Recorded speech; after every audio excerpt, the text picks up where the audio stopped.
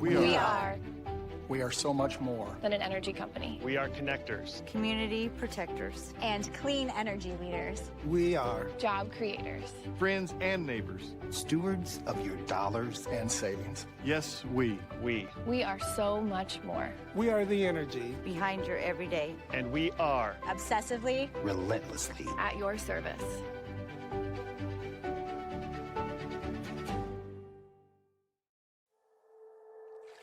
Here in the heartland, at the heart of everything cool, Greater Des Moines is more than its features.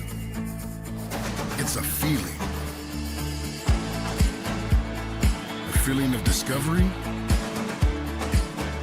and wonder everywhere you turn. Catch what you've been missing. Des Moines, the S's are silent, our city is booming.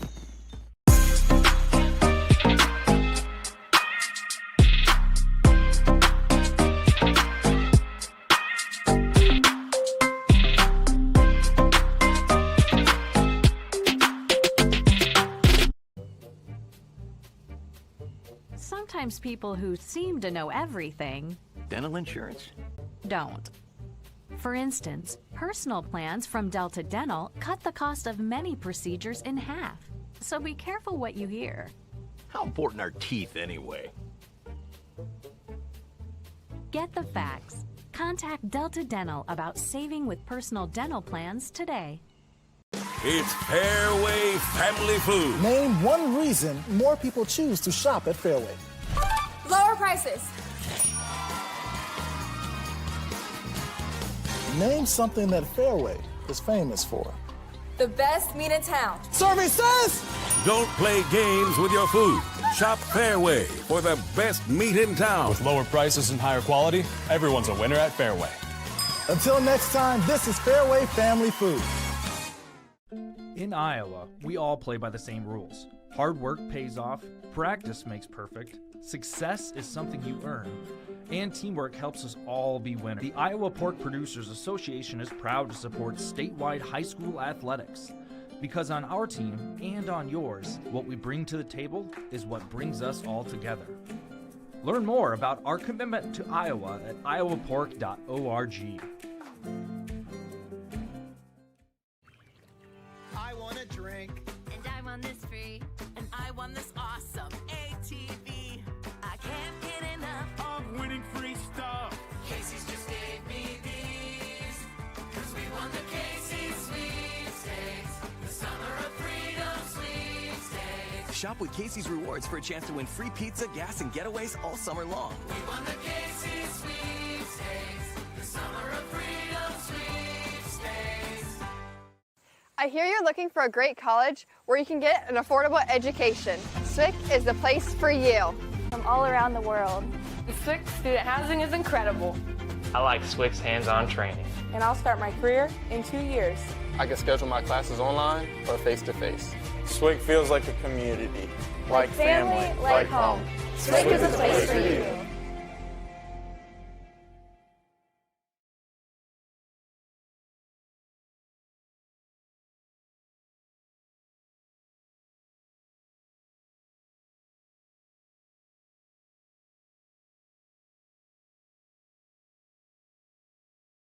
The Iowa Farm Bureau is proud to present the state softball tournament and celebrate the accomplishments of Iowa's student athletes. To the Iowa Farm Bureau, this is more than just a sport. It's hometown pride, it's hopes and dreams, it's our future leaders. It's a reason to do more and be more. And it's that farm-strong spirit that can only be found in Iowa. Congratulations to the student athletes and coaches on an outstanding softball season. And remember, today's successes are just the beginning of tomorrow's achievements. Good morning. It is game one of Tuesday's action here at the Iowa Girls High School Athletic Union State Softball Tournament, which is presented by Farm Bureau. We are at Kruger Field at the Harlan and Hazel Rogers Sports Complex in Fort Dodge, home of the Girls State Tournament. Along with Jen Lichty, I'm Paul Yeager, and we are getting ready. It is Ballard of Huxley and Assumption of Davenport. This is Class 3A quarterfinal. We had 2 games last night. We'll have 2 more today before flipping over to 2A and 1A. We're going big schools to small schools today. Jen, you had to put in for overtime working last night as that Sadell-Davis County game started about 95 minutes late. Goes to Sadell, so Sadell and Mount Vernon move on. They're going to watch to see the winners of this game, and as well as the other game on the other diamond will play each other. Good start to the softball tournament yesterday. How'd you feel about everything?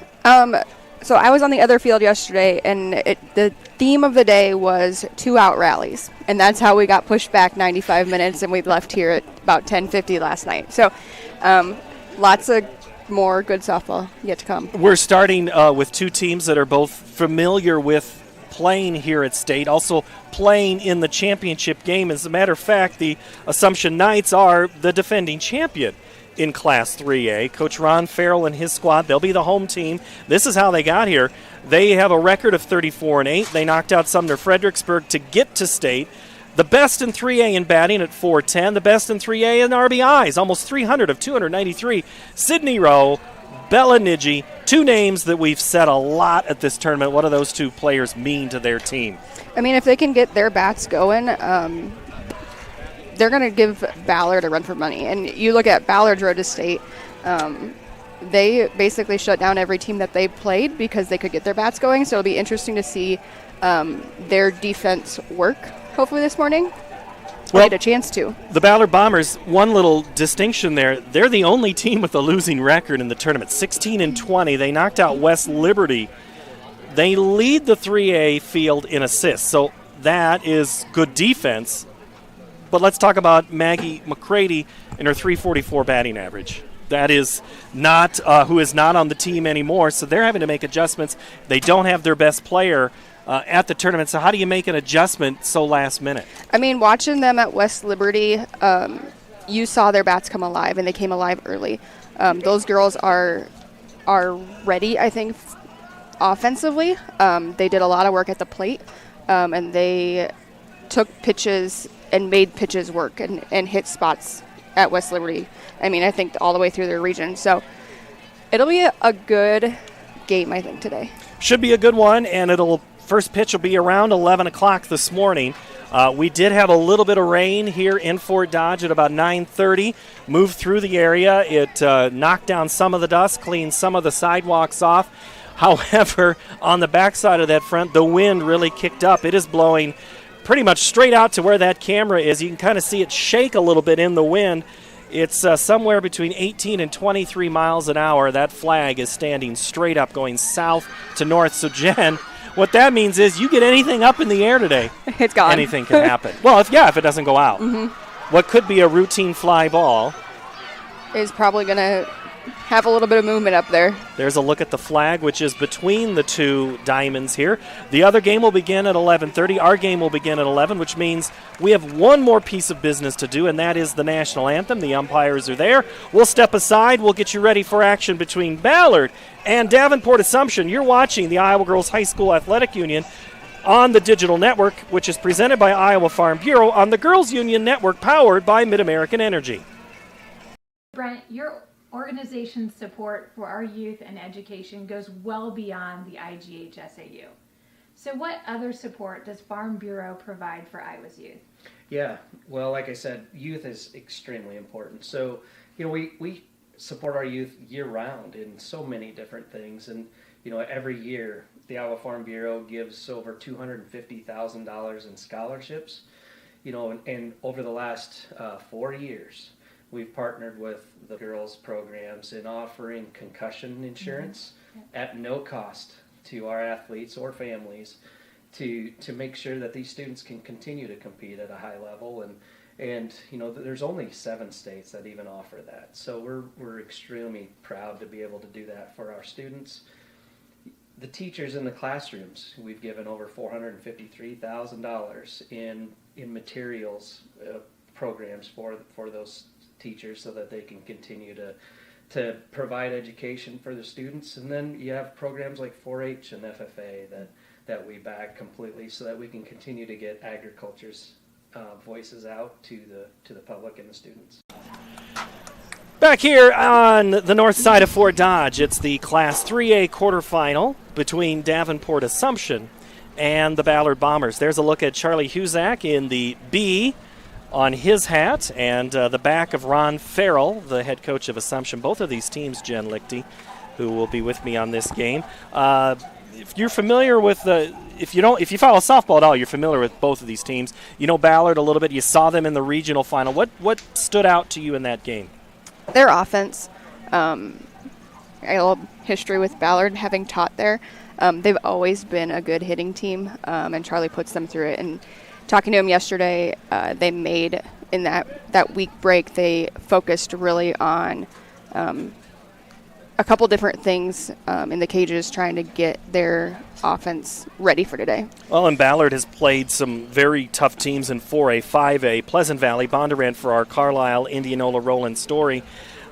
This is a squad, but the same thing can be said about Assumption. They play in a conference with Pleasant Valley, Muscatine, Bettendorf, all knocking on the door to be here. So you don't get much more battle-tested than these two teams are. Definitely. I mean, they're doing the right things to get here, right? Playing those higher class teams, those tougher teams. Assumption, Bella Nidji, who we've talked about in the circle, she had a perfect game. She retired all 15 batters and struck out 8 in the night's 10-0 win over Anamosa. And that was in the leading up to the regional final. Then they beat Sumner Fredericksburg. But let's go to Tom Fitzpatrick for our introductions and anthem, and we'll meet all of the players from today's action. For today's 3A quarterfinal game between the visiting team, the Ballard Bombers, and the home team, the Assumption Catholic Knights. Right here at the Cruiser Field. The losers of this game will play tomorrow at 11 o'clock down on Dodger Diamond. Now let's meet your non-starters. First of all, for the visitors from Ballard. Number 11, Tucker Woodbeck. Number 13, Ethan Askelson. Number 20, McKenna Woodbeck. Number 26, Elena Severson. And number 28, Lily Lemke. Your assistant coaches, Owen Hunter, Abby Cusack, Haley Welter, and Ellie Mortensen.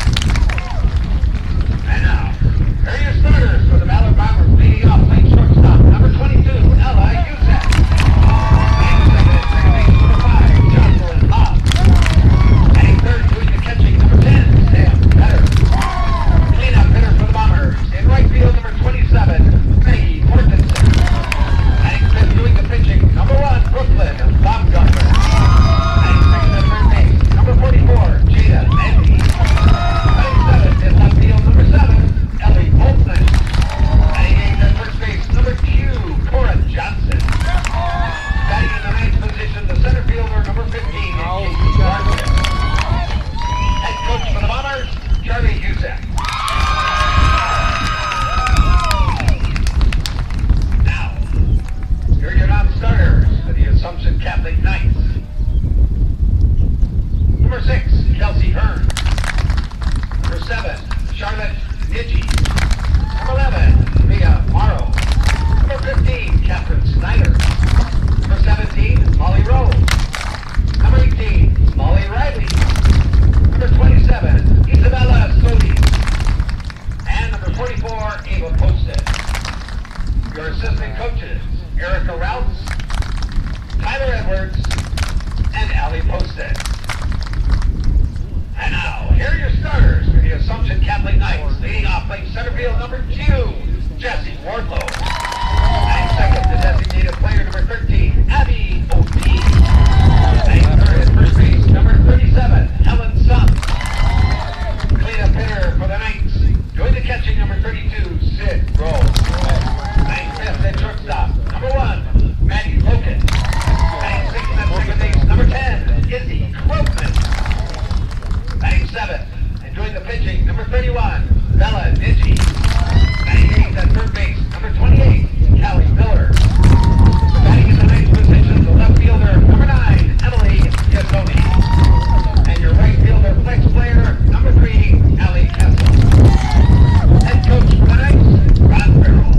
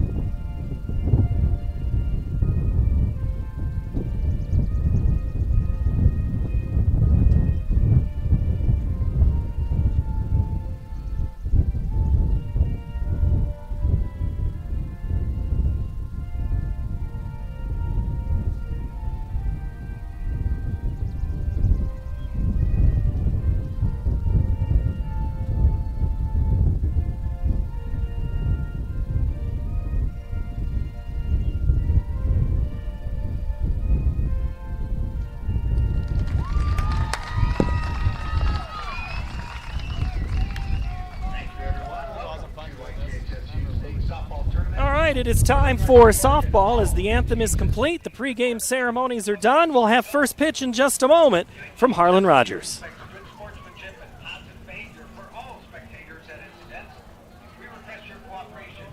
All right, Jen, as you look at the Assumption Knights, what do you see as keys for them today? I mean, I think keeping their cool. But they've been here before, so this should be nothing new, right? And for Ballard, what do you see as keys? Play their game. I mean, they have to control what they're doing at the plate. We're going to see them attack that first pitch if it's there. But yeah, I think if Ella gets them started, there's not a whole lot of turning back for them. Bella Niji will come into the circle, and Bella has been, again, outstanding. She's going to play college softball at DePaul, and she'll rejoin one of her former Assumption teammates. But from the circle, in 25 appearances, 125 innings, she's only allowed 14 earned runs all season. Her ERA is .78, struck out 153. She's 21-3 on the year and only walked 21, and she'll face the following lineup for your Ballard Bombers. She'll start with Ella Husak, then Josie Hobbs and Sam Vetter to lead off, and if anybody gets on, Maggie Mortensen. The Assumption Knights in their all-black uniforms as chosen by the players on this hot day. We're going to see about 94 degrees before it's all said and done. And, Coach Farrell told us before the game, he says, hey, we wore red in the postseason and we did pretty well. We only gave up one run in the whole postseason. I thought we'd stick with that. You believe in that superstitious thing? I do.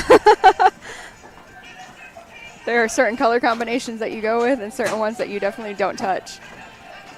To complete the rest of the Ballard lineup, Brooke Baumgartner, Jada Landy, Ella Volkman, Cora Johnson, and Casey Larson. The outfield is Yatoni in left, Wardlow in center, Castle in right. The infield is Miller, Loken, Krogman, and Sons from third to first. Sydney Rowe is behind the plate and Bella Niji in the circle. We're ready to start our action here as we approach 11:01 for our first pitch in this Class 3A game. Glad to have you on wherever you may be watching around the world on the Iowa Girls High School Athletic Union Network. I'm Paul Yeager, joined with Jen Lichty, who's the vet at the tournament this year. So she's in game number 5. I'm game number 1, and this is game 1 of the day. The first pitch is in there for a called strike from our home plate umpire, Tom Berger. Wind is blowing out. The flag all around. There's some mini flags basically at the light poles in straightaway left and center. They're moving.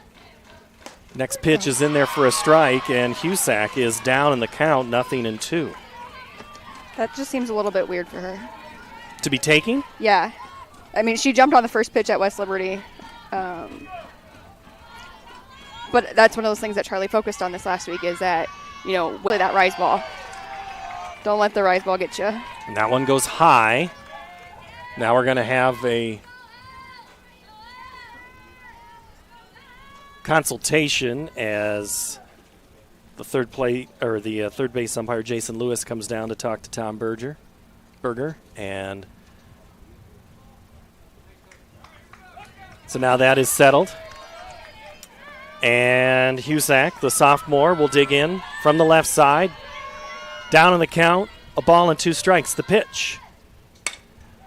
Rolled over to the first base person's Sons, who fields it, takes 2 steps on the bag, and Husak's retired.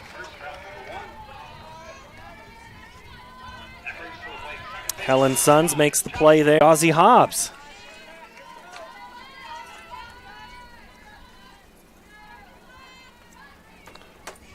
Hear her nickname Jaws from the crowd. The pitch inside. Ballard fans making some noise early on here as they're decked in red state shirts.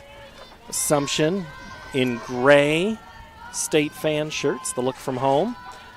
There's the pitch. Popped up and out of play.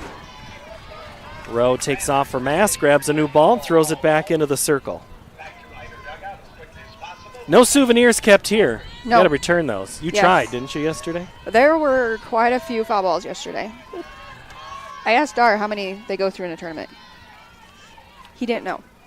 Swung on and missed by Hobbs. And it'll be a ball and 2 strikes. Dar usually has a good handle on those types of things. That time, I guess, didn't have the information for us.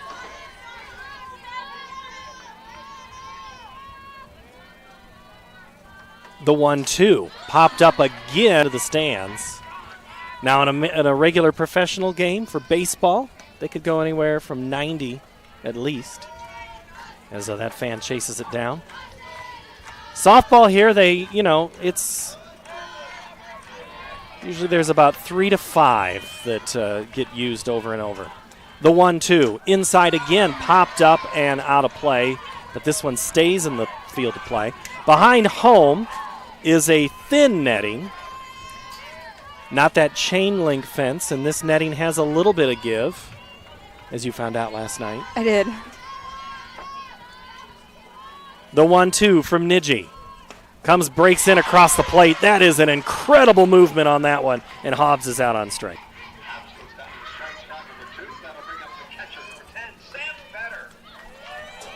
So Vetter, the catcher, a junior, comes in from that left side. And Vetter will dig in against Niji here. 2 outs in the first. Let's see if that first pitch is a strike. Let's see if Jen's comments about 2 strike, 2 out rallies holds true. Well, as Dar sits down here, I'm going to blame him if it happens. I usually do. The 0-1 from Niji. Lines and fires. That one catches the plate. That's that. What is that, a screwball? That kind of really has a good movement on it. Yeah. That one definitely had a little bit of speed change on it, too. The 0-2. There she Hit goes. to left for a base hit. That'll get in front of Yatoni. And Vetter is on board with a 2-out hit.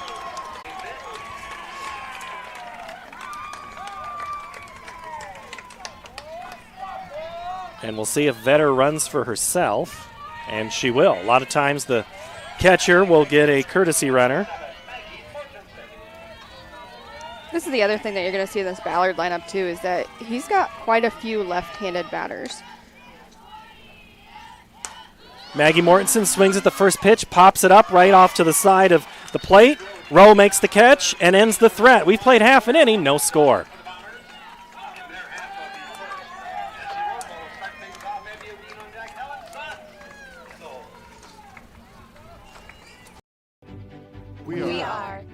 We are so much more than an energy company. We are connectors, community protectors, and clean energy leaders. We are job creators, friends and neighbors, stewards of your dollars and savings. Yes, we are so much more. We are the energy behind your everyday. And we are obsessively, relentlessly at your service.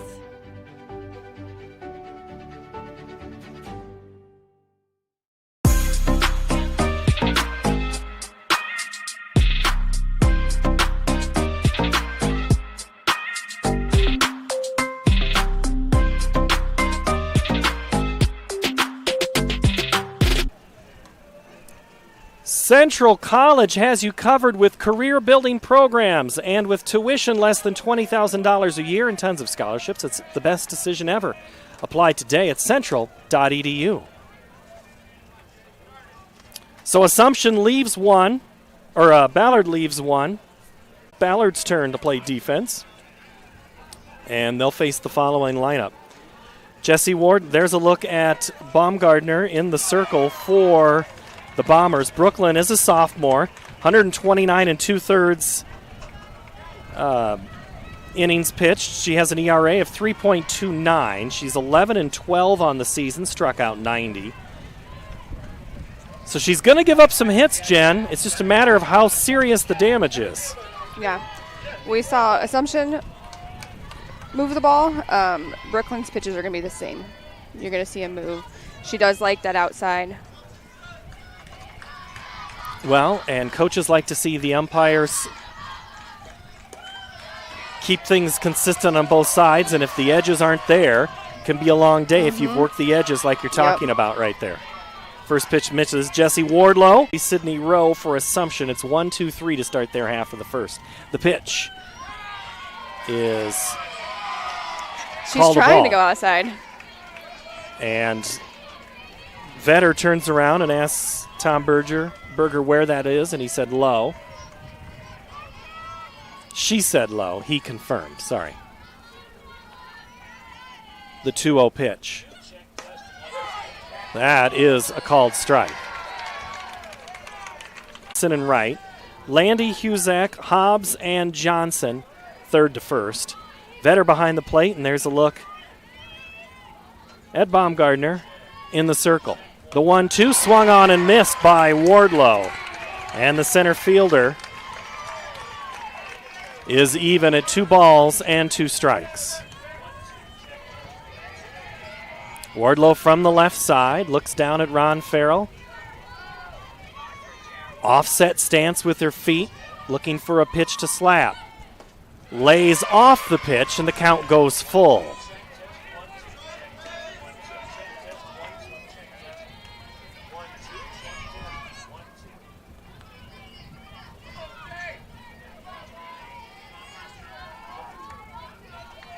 The 3-2 coming. Put in play towards second. Over to first, just a step ahead. Wardlow is taken out. Hobbs to Johnson, 4-3, how it scored, 1 away for Ballard.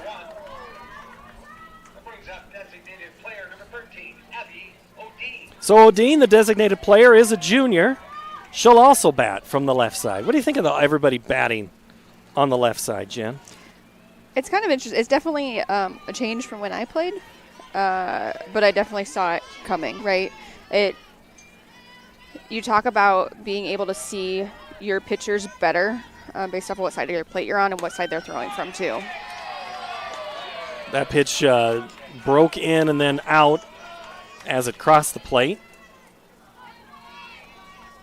Well, you're at, what is it, 2 steps closer from the right-handed, and if you've got some speed, utilize it, right? Those are 2 reasons to think about it. The 1-0 is fouled. Back into the backdrop here, which is all black on field 1. And number 1, that's Baumgartner's number. She walked by me to go warm up in the bullpen. I had to look up quite a ways to see the top of her head. Yeah, Goodness that's 6'1" gracious. there. Don't tell Kelly Anderson that she's available and might need another one. Did she play basketball? Coach is going to be upset that I didn't know that. I did not have 4A this year and didn't pay attention. Well, they were down. They were in 3A. Oh, they're in 3A, yeah. Right, in basketball. Right. Maybe Coach Anderson will text me before the day is done. That pitch goes high, and it'll even the count at 2 balls and 2 strikes. Nice little rise ball right there. That one started low.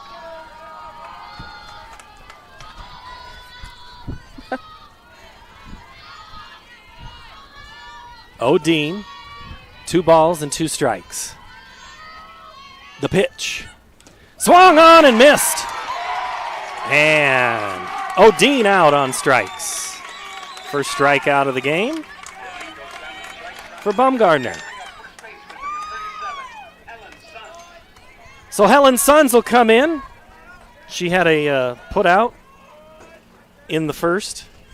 She bats here in the bottom of the first. She's a junior. A lot of juniors in this lineup for Coach Farrell. Starts off speed high. And Sons gets ahead in the count. When you see Assumption with a lot of juniors, Jen, does that put a little fear in all of 3A? A little bit, yeah. Some of these teams are young, and we saw it yesterday, too. The 1-0 is a called strike as Sons lets it go by. I mean, Assumption has been here year after year. Doesn't matter how old any of these players are. They're usually playing on the last game of the season. Well, I think a lot of these programs are starting younger to build them up. And you're seeing Sons lays off that pitch. The appeal. Jason Lewis says no, she did not go. So it'll be 2 balls and a strike. That's a tough pitch to lay off. Yeah. What is that, an ab workout there and you have to hold up? The pitch. Swung on, chopped foul. Is that true, Dave? She's somewhere between, she's in the upper 50s to low 60s, so you have to make a decision. Pretty fast. What are you looking at then? What are you telling your batters to look at? Watch it from the hip. Bumgarner spins that on her belt. The 2-2. Off speed, lifted in the air towards right, but playable. Not even moving is Mortensen. Suns is retired. F9. We've played one, no score.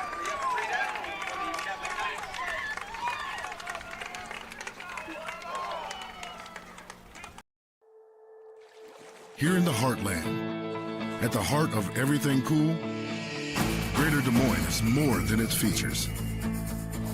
It's a feeling. A feeling of discovery and wonder everywhere you turn. Catch what you've been missing. Des Moines, the S's are silent, our city is booming. Sometimes people who seem to know everything Dental insurance costs a fortune, and it covers nothing. don't. For instance, personal plans from Delta Dental cut the cost of many procedures in half. So be careful what you hear. How important are teeth anyway? Get the facts. Contact Delta Dental about saving with personal dental plans today. Ballard and Assumption here in the 3A quarterfinal of the Iowa Girls High School Athletic Union State Softball Tournament. This is the digital network, which is powered by Mid-American Energy. I'm Paul Yeager, that's Jen Lichty. These are the quarterfinals, and the semifinals will be here on the Union page. And we'll have the finals on Iowa PBS beginning Thursday night as well as Friday afternoon. And so far in this game, what do you make of a game that goes pretty much 1-2-3 in the first? What's that tell you about a game? I mean, at this point, it's almost a pitching battle. Or it's not a pitching battle, but it's making the adjustments to a different pitcher, right? So we just heard that Baumgartner's throwing in the upper 50s, where her change can down into the mid 40s. So that's a big change. You see Assumption here. She's able to move the ball, and that rise is a huge adjustment for Ballard because they're used to speed from that 4A. Well, and that we talked about that in the open about what these teams are used to. As Baumgartner lets that one go, and that evens the count at a ball and a strike. First pitch was up and in on a good rise pitch. Both of these teams play competition that is above them, kind of separates them a little bit in this 3A field. Nidji's pitch, again swung on and missed. No foul back. It just kind of, that's that rise. That's that rise. It even kind of cut Rowe off guard. And she knew it was coming. Yeah. But you saw her in those pitching warm-ups, too. Like, she's jumping. The 1-2. Popped foul into the net to the right side, and we'll do it again at a ball and 2 strikes. Baumgartner, Landy, and Volkman due up for Ballard. If anybody gets on, it'll be Cora Johnson here in the Ballard second. No score between these two teams in the Class 3A quarterfinal. Nidji's pitch is off the plate. Rowe tries to frame it and pull it back, and he'll leave in the count at 2 balls and 2 strikes. Outfield pretty much playing straight away.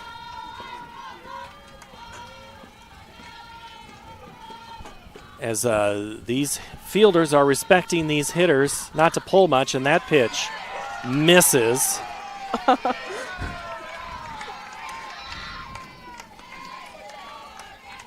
Not by much. I was going to say. And it pushes the count full. Nidji's been throwing in the upper 50s. That pitch is I think she offered. I don't think it was a called strike, so we'll call that a swinging strike. Doesn't matter. It's the second strikeout of the game for Nidji and the first out of the second for Ballard. Jada Landy will come in, the 8th grader. Always love to see an 8th grader on a stage that's not batting last. That usually tells you something about this player. What do you know about Jada Landy? We'll find out as the game unfolds, Jen, because that's the thing about an 8th grader, that you can't go back and watch last year's tape on her. Mm-hmm. You have to, unless you played her in youth, Yep. you don't know that much about her. In my notes from that West Liberty game, I wrote down that she was diligent. So for as an 8th grader to be diligent at the plate and know. So was that a diligent move right there, how Yeah. she was able to hold up on a ball that was in the dirt? Yeah. Your notes are spot on, Coach. See, and they just thought you were a spy when you were sitting in the game over there. Right? Scouting for myself. Nidji's 1-1 on the way to Landy. Right down Broadway for a strike. Yeah, West Liberty's not that far of a drive for you. About 20 minutes. Yeah, and you know, West Liberty had good success in basketball and in softball, came up short making the state tournament. Volleyball, they were there. Volleyball. In fact, I think they had the Gazette's female athlete of the year, swung on a miss by Landy. Rose going to step into the field of play, throw it down to first to Sons, and fired on a strikeout, the third of the game, and the play goes 2-3, second out. Here, the second, that'll bring in Ellie Volkman. Yeah, the volleyball player, and I'm drawing a blank on her name for West Liberty. She was the Gazette's female athlete of the year, and I think only a junior. I couldn't tell you names. 2 outs for Volkman. First pitch, in there. That pitch just backed up right into Volkman's hands. Extremely hard to hit.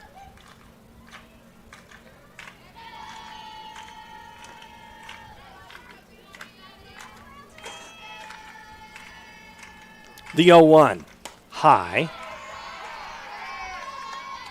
You see Charlie giving her the nod. Good job laying off of that one. But that did not look like a rise ball. It still moved up, I Did think. it? Okay. Yeah. That one just looked like they went up. They went upstairs on her. That's a good pitch. 1-2. On deck is Cora Johnson. Ballard was able to get their third place hitter on with 2 outs in the first. Let's see if they can do it here in the second. The 1-2 is popped up and foul and out of play. So you look there in the stands. That is right above where we are seated. We are underneath those stands. And the stands behind us, Jen, you know, the area high up at the press box, you want to sit there early because there's some shade. That one backs in. Called third strike. Volkman is retired. And Nidji strikes out the side here in the second. We've played an inning and a half. No score. This is the Iowa Girls High School Athletic Union State Tournament on the digital network powered by Mid-American Energy. We are so much more than an energy company. We are connectors, community protectors, and clean energy leaders. We are job creators, friends and neighbors, stewards of your dollars and savings. Yes, we are so much more. We are the energy behind your everyday. And we are obsessively, relentlessly at your service.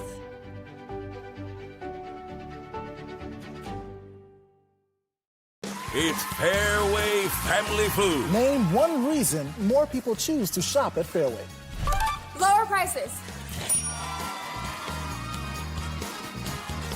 Name something that Fairway is famous for. The best meat in town. Survey says! Don't play games with your food. Shop Fairway for the best meat in town. With lower prices and higher quality, everyone's a winner at Fairway. Until next time, this is Fairway Family Food. We go to the bottom of the second. No score between Ballard and Assumption. Sydney Rowe, who was part of the last play of the top half of the inning, leads off here in the second. Swings and misses at the first pitch from Baumgartner. Brooks' first pitch. Nice one. Goes low there. Rowe, Loken, and Krogman. If anybody gets on, the pitcher, Bella Nidji. Assumption went 1-2-3 in their half of the first. Bat with the middle of the lineup here in the second. Waved on and missed. Okay, watching Baumgartner there throw that. The ball seems to be a little more on display when it comes around her back. Is that? Some pitchers will hide it in the hand a little bit more. Watch it again, Jen. Let's see if I'm missing something. Is it just that her arm is so long? Is that what it is? Her body doesn't block it like you. could just be the angle of where I'm sitting, but just every pitcher is different. So as a batter, how do you adjust? Again, you said watch the ball at the hip. Is there anything else you're looking at? I mean, popped up to the right side, going to be fielded in by Hobbs, and Rowe is retired. Sorry, go ahead. You're watching from the hip initially, but then you can also watch the spin on the ball too. And Brooklyn does have a spin on it that is very unique to her, I would say, that it does cause that movement. And so maybe that's the reason that her hand, you see more of it. Because how many pitchers go behind the body as opposed to kind of that the ball's rolled over off the glove, somehow getting to it and making the play is Hobbs. It went off of Johnson's glove, just changed the trajectory. Hobbs fielded, made a stellar play. Just rolled over on it, goes off of Johnson's glove. Hobbs makes the play, gets over to Johnson to make the out. Just the way they teach him, right? 2 away for Ballard here. Assumption bats, and that ball is a great bunt and no play at first. No chance. Izzy Krogman, she got that ball out in front. It bounced about 4 feet. She stepped over it. The bat didn't hit it. A whole lot had to go right for her there. Yep. Great play by Krogman. She gets the first hit for the Knights in their half of the second. So that'll allow Bella Nidji to try to help her and extend this inning, help herself.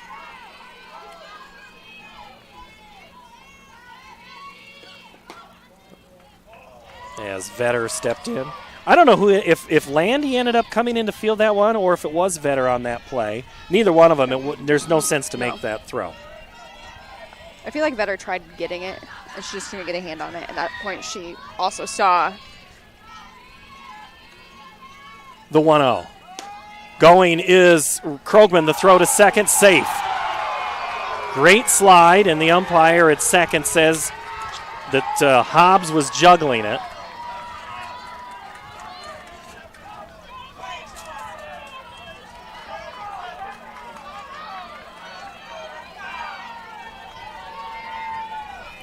So Krogman in at second. She looks in for the next sign. What's Ron Farrell going to pull here with 2 outs? 2-0. Baumgartner's got to come with a strike at some point. Low pitch. So now you're a single from scoring because you can be running on contact with 2 outs. And Krogman's already shown her speed. Baumgartner puts it in the glove, spins it around. Nice pitch. Called strike.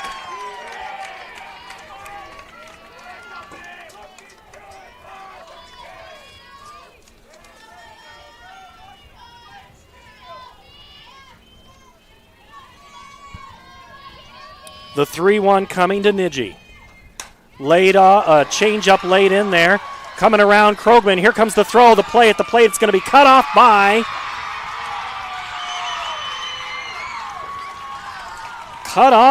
Husak, and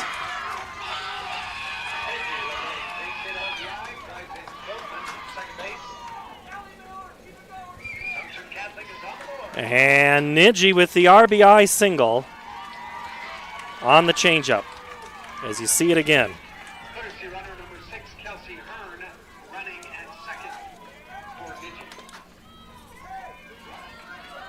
So Hearn is the courtesy.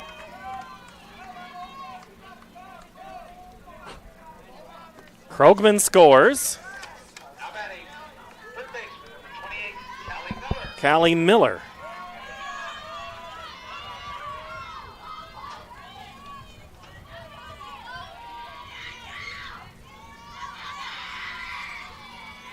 One nothing Assumption here in the second. First pitch is a strike to Callie Miller. Callie, a junior, playing third. Looks down to Ron Farrell, who touches a couple of parts.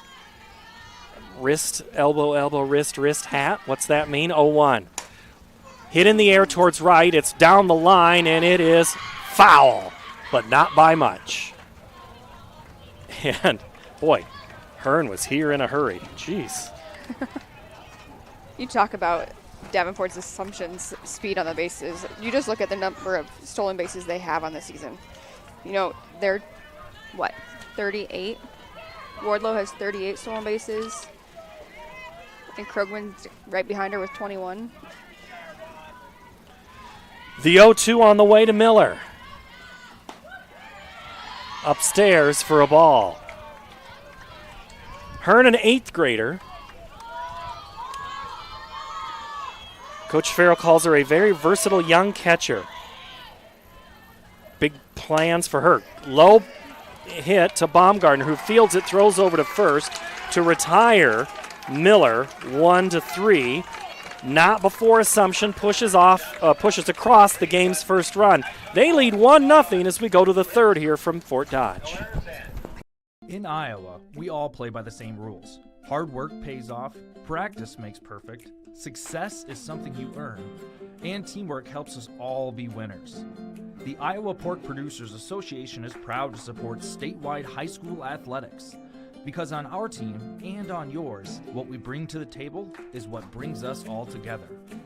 Learn more about our commitment to Iowa at iowapork.org. I want a drink. And I want this free. And I won this awesome ATV. I can't get enough of winning free stuff. Casey's just gave me these. 'Cause we won the Casey's sweepstakes. The Summer of Freedom sweepstakes. Shop with Casey's Rewards for a chance to win free pizza, gas, and getaways all summer long. We won the Casey's sweepstakes. The Summer of Freedom sweepstakes. 1-0. Assumption pushes off on a 2-out rally. They get their first hit, and they get 2. String a pair together to score a run here. As you look at field 1, the black and white scoreboard. And you're looking to the northeast from that view, and this is the view from the south. Looking north, that's the view I have. That's the view from center field. Here in the Iowa Girls High School Athletic Union Digital Network, which is powered by Mid-American Energy.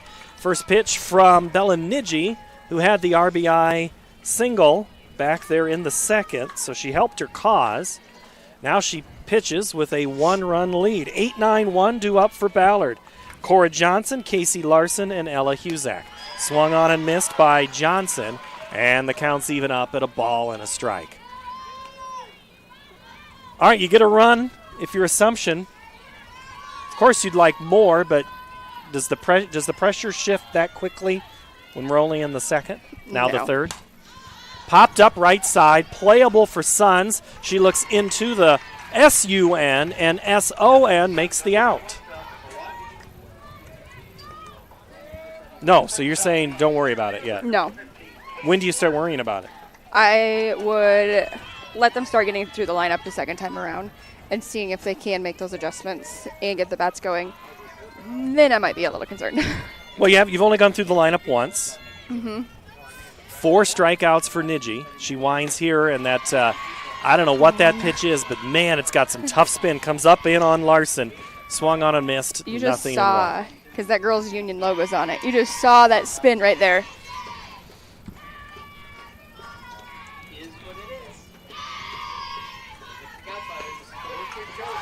Nice drop ball there. And it's 0-2.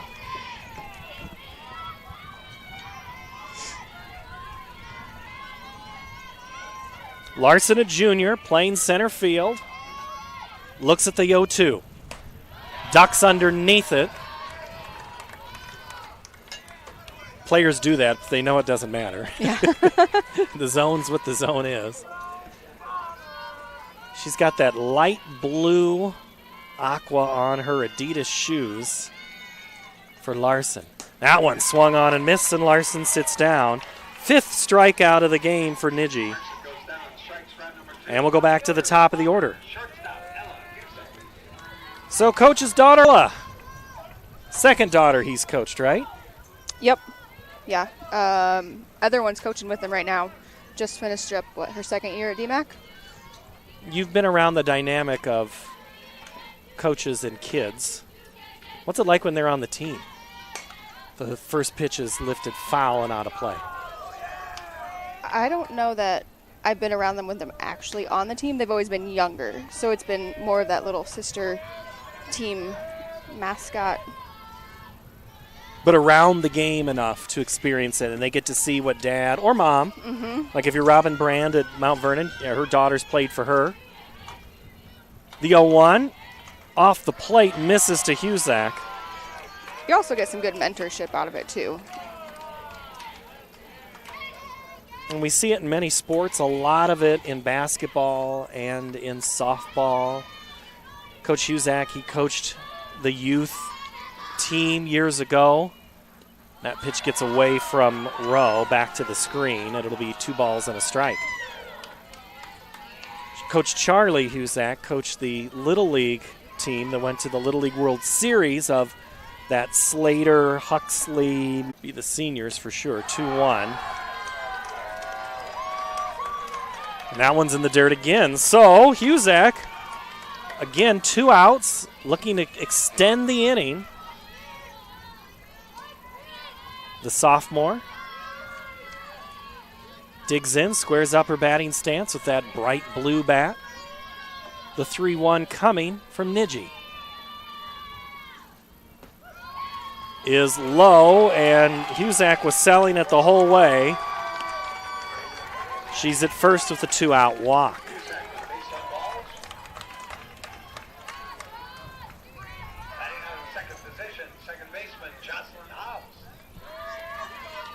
So Hobbs will come in.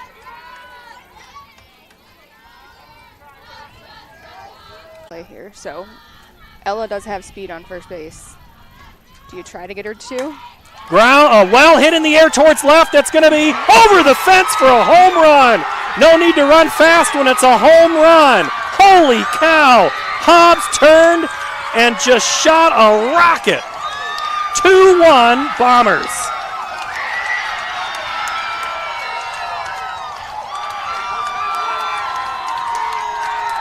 So about getting to that lineup. Watch this one again. First pitch, it was a rocket. Over the 200 sign and left. Let's go back to Huzak, though. She was running on the pitch, wasn't she? She just gets a really big jump. Okay. There. I thought she was going, but she did stop. Or she didn't stop. She stuttered, pulled up a little bit. But yeah, once she saw that was gone, it was gone. Hobbs, the sophomore, just hit her second home run of the season. How do you think that one felt? Really good. It's that noise coming off the bat that you know this is gone. Well, where we're sitting, Jen, you know this. You're sitting behind home is a little different than sitting up above behind home. You have to look at a couple of different cues to see how well that ball's hit. Yatoni, she turned around like she had a chance, but she really couldn't get turned around quick enough because that was an absolute rocket. Definitely not tons of air underneath of it by any means. No towering shot to left. But here's the funny thing, or this is the thing that I like about this diamond, is, and both of these diamonds, I guess, center field tends to be 220, so you're hitting a little farther, that it doesn't matter where you're going over the fence, it's still 200. Or it's a 180 down the corner. Yep. You sometimes see that at a lot of fields. And Ballard's got one of those short fields, too. Oh, yeah. Yep. The 2-0 on the way from Niji. That's a called strike to Vetter. The junior catcher, she had the Bombers' only hit. That came with 2 outs back in the first. She looks down to get something going again here with 2 outs. The 2-1 coming. Rolled over to the right side, eats up on Krogman in time to get Vetter. Great composure by Krogman to stay with it. Vetter is retired, but not before a 2-run homer by Hobbs.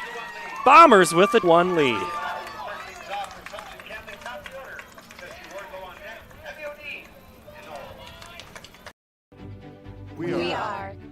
We are so much more than an energy company. We are connectors, community protectors, and clean energy leaders. We are job creators, friends and neighbors, stewards of your dollars and savings. Yes, we. We are so much more. We are the energy behind your everyday. And we are obsessively, relentlessly at your service.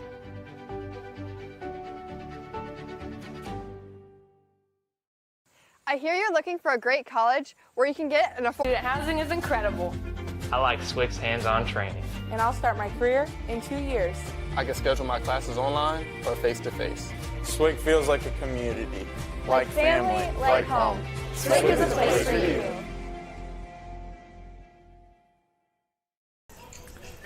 Back here on the Girls Union Network, which is powered by Mid-American Energy Company, this is the Class 3A quarterfinal. Winner of this plays the winner of the game that started about 11 minutes ago on Diamond 2. And that is the game featuring Williamsburg and Sioux Center. The top half of the Ballard, or the bracket, Mount Vernon beat Dubuque Wahlert last night, and Sadell bested Davis County in a late night.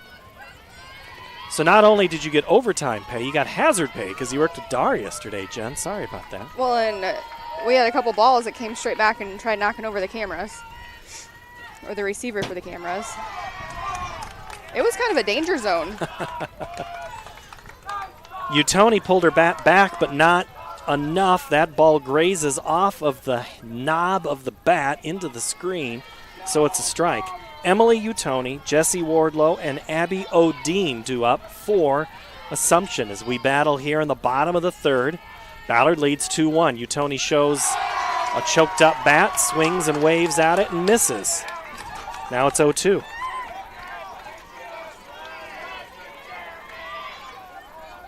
Utoni had to watch that ball sail over her head in the top half of the inning, looking to do something 0-2. That pitch way outside as Vetter kind of sidestepped to the right. That's a good 0-2 pitch there. You know, you're not throwing anything that will be close.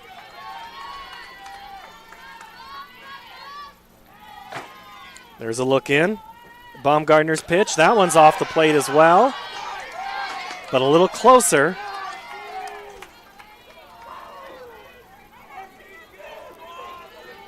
And now the count is even at 2 balls and 2 strikes. The 2-2 coming from Baumgartner. That one's upstairs, and now after starting out 0-2, the count goes full for Utoni.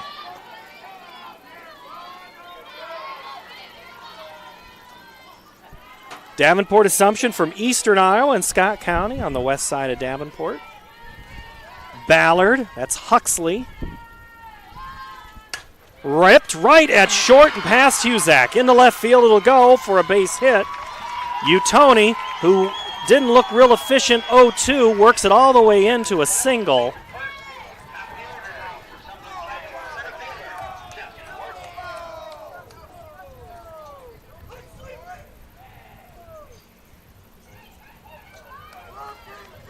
Huxley, which is 54 miles from here in Story County.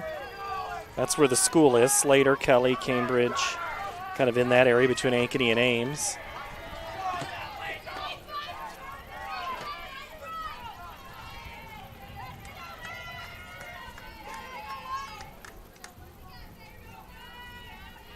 Utoni at first. Wardlow at the plate, lays down the bunt. It goes foul.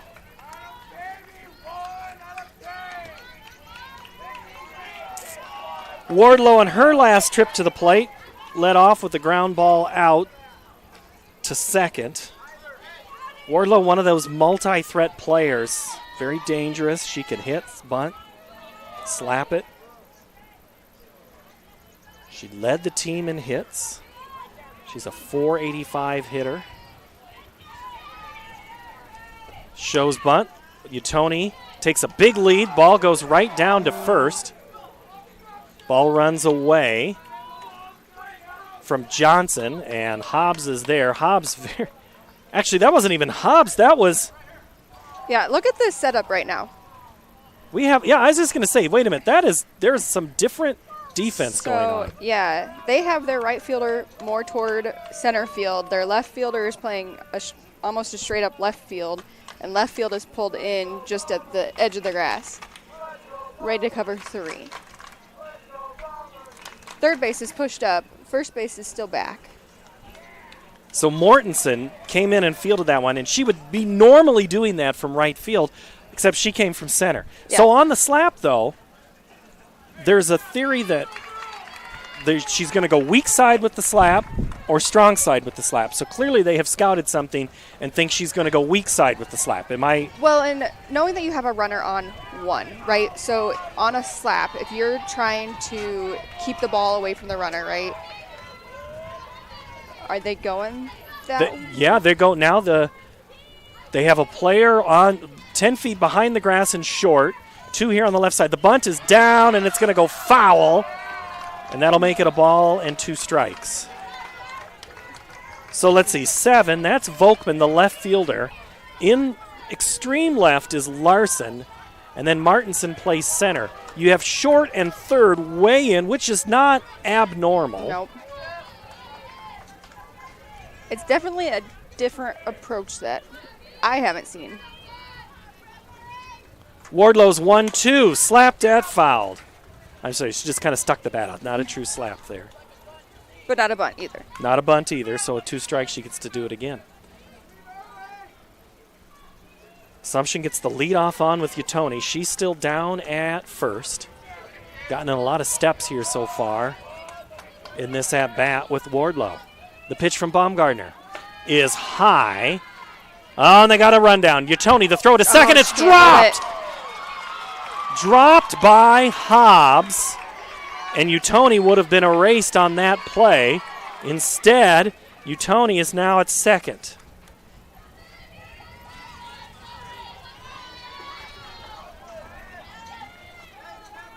So Utoni goes to second. Wardlow now can knock in with a hit. Defense still stays the same. The 2-2 coming. Is upstairs for a ball. Count goes full. Fans have come alive a little bit here, right? Yeah, you picking I up feel some like energy? They've also added a few more. Maybe they just had to warm up a little bit. Yeah. Get their voices going. The 3-2. Off the plate, and that's a ball 4 and a walk. Jesse Wardlow, great at bat.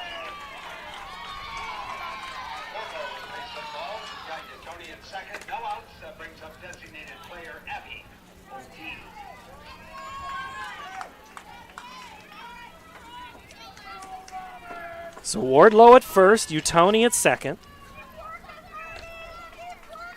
And a circle conference. Tom Berger says, all right, let's get this game going. You've seen tall pitchers, you've seen shorter pitchers. Which one's a harder one to hit? I mean, your taller pitcher is going to get a longer stride, so it's coming shorter distance faster, right?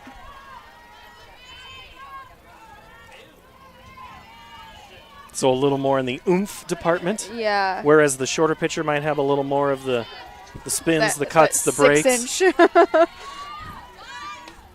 First pitch is offered, and that is a strike on Odine as she offered at it. Abby Odine steps in from the left side. She struck out back in the first. She bats now with 2 on. Utoni at second, Wardlow at first. No outs here in the Assumption half of the 3rd inning. Assumption scored their only run back in the 2nd. Looking to do damage here. The top of the lineup. Hit up the middle. That's going to be a base hit. Utoni's going to be waved around to score. It gets away from center. Here comes Wardlow. She's being waved in. And at second with a 2 RBI double is Abby Odine.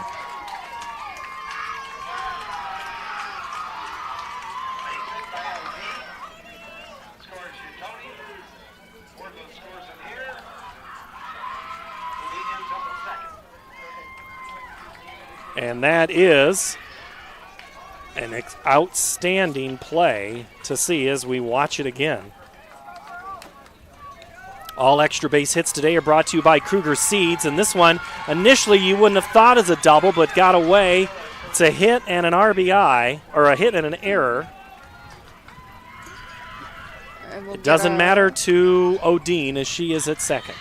We'll get a runner for this one.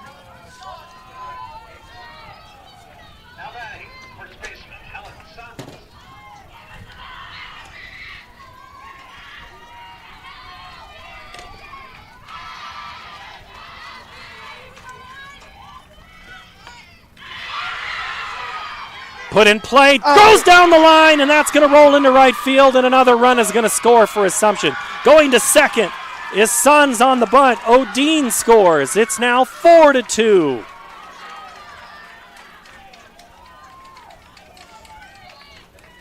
And that one, that is the bad defense, and Coach Husak is going to walk out. This is what you don't want to happen. One error turns into 2 errors.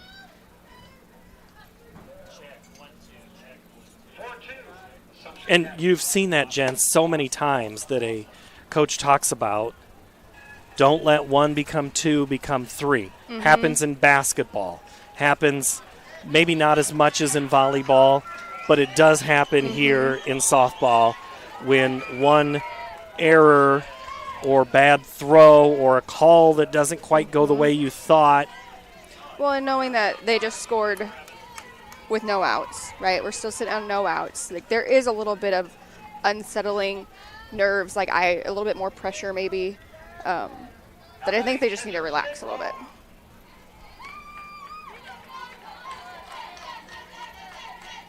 "4-2 is our score. That hit is at short at Husak across the diamond. They throw back to third, and it's caught and stopped by Helen Suns on the slide, and she probably did Ballard a favor right there.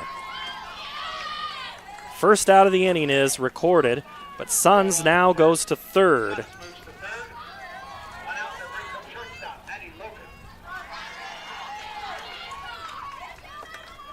So Maddie Loken will come in and bat from the left side. 4-2 here in the third. 3 runs have scored so far for the Knights. Looking to add more. First pitch swung on and foul down the right field line.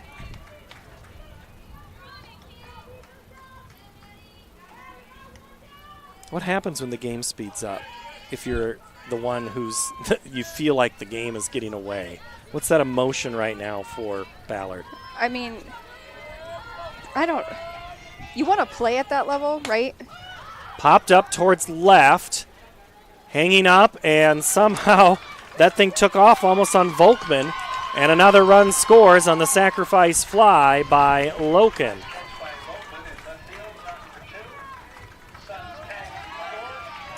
So Sun scores the game's 5th run for Assumption, and Izzy Krogman will bat with 2 outs, and the Knights have been good with 2 outs, so don't think that this inning is over yet. Nope.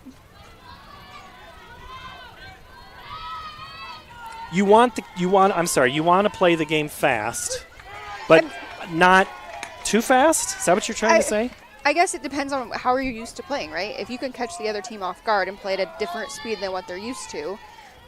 But you also have to realize and capitalize on their uncomfortableness. Popped up, might be playable, but it's going to be too far of a run for Husak.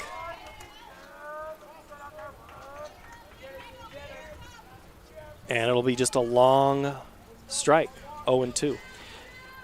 That's the thing about softball I've always felt, is the game can get the fastest when you are unprepared. It's like a team, when the era of the bunting came and the teams that did well bunted a lot. And the other team was like, I don't know where to throw it. We don't know how to adjust. Yeah. Adjust 5-6 days a week that they've just had a week off. Right?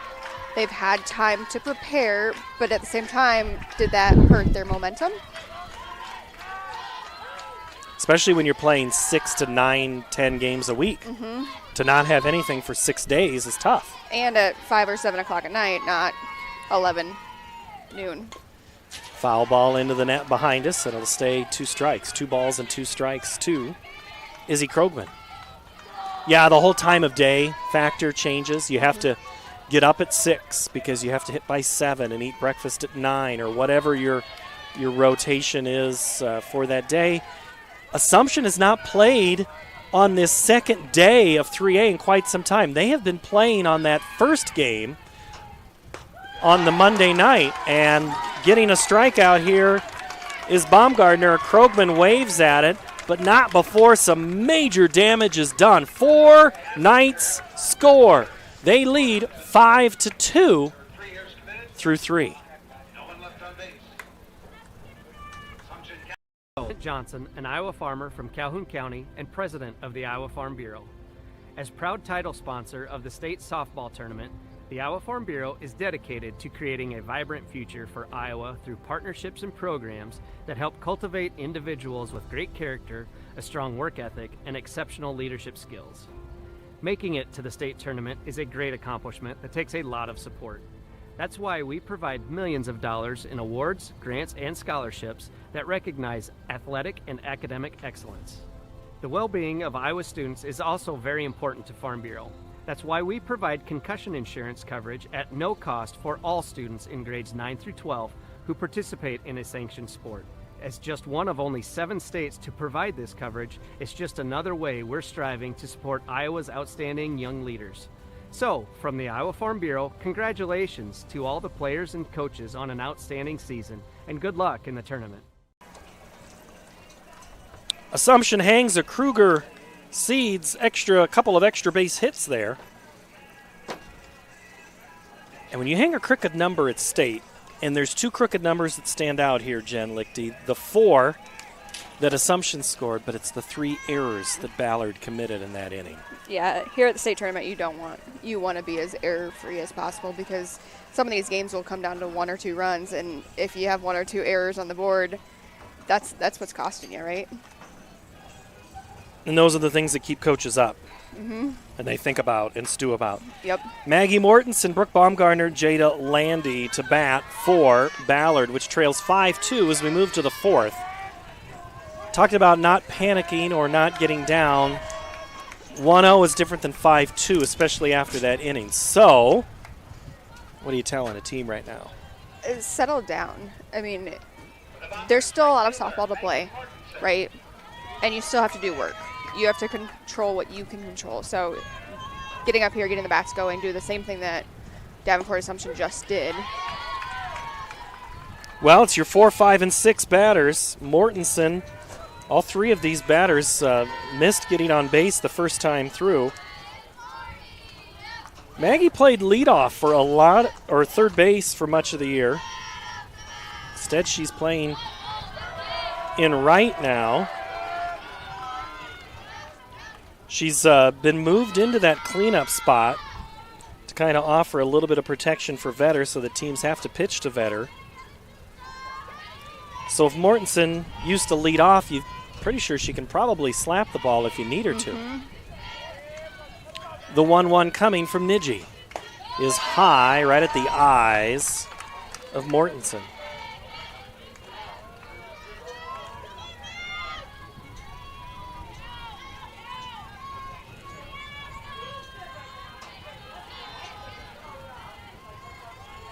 The 2-1. Hit towards right, and that's going to get down for a base hit. Mortensen will be on with a leadoff single here in the Ballard half of the 4th, and that's exactly what the Bombers needed. That's just my opinion. No, they needed that one, and I think it should hopefully help them readjust.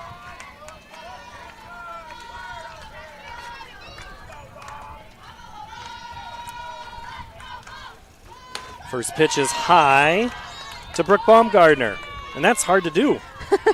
Would you say she is 6'1", 6'1"? I think that's what they said the last game. She's tall. She is.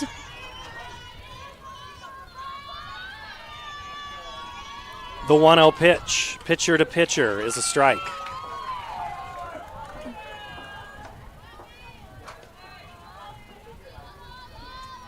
She's been batting .500 in the postseason, 4 extra base hits and 5 RBIs. Extra base hit might make it real interesting here if she can find some grass. The 1-1. Swung on and missed. Throw back down to first, not in time. Ball gets away from Suns, but not enough for Mortensen, who will stay there at first.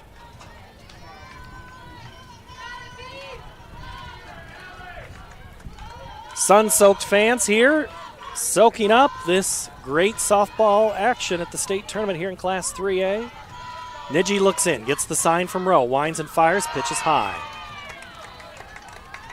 Evens it up at 2 balls and 2 strikes.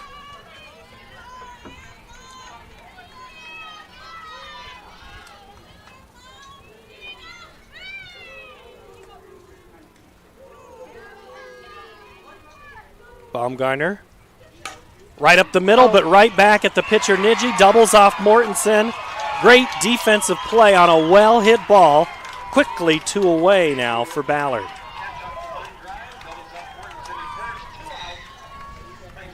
There wasn't anything Mortensen could do there. No. Right? No, and you saw her get stuck in that dirt there. Yeah. So it'll be up to Landy to keep the inning going. That first pitch spins away from from Rowe. Landy coming into the postseason with 33 RBIs and a slugging percentage of .450. Pretty good for a 8th grader. Been some good softball players come through and wear that Ballard uniform. Mm-hmm.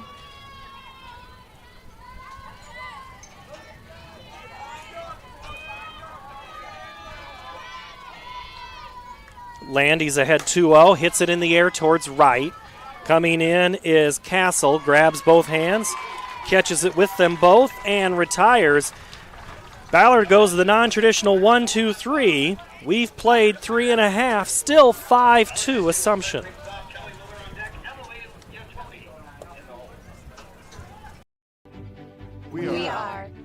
We are so much more than an energy company. We are connectors, community protectors, and clean energy leaders. We are job creators, friends and neighbors, stewards of your dollars and savings. Yes, we. We are so much more. We are the energy behind your everyday. And we are obsessively, relentlessly at your service.